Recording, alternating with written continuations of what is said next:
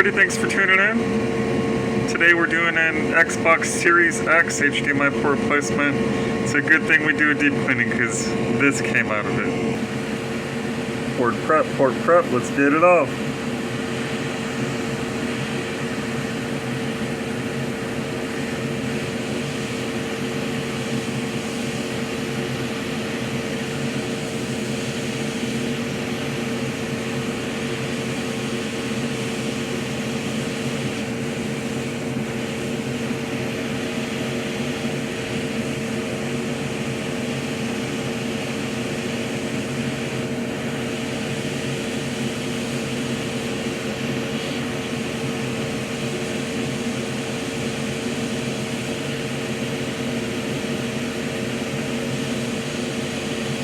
Have to do 2 cycles.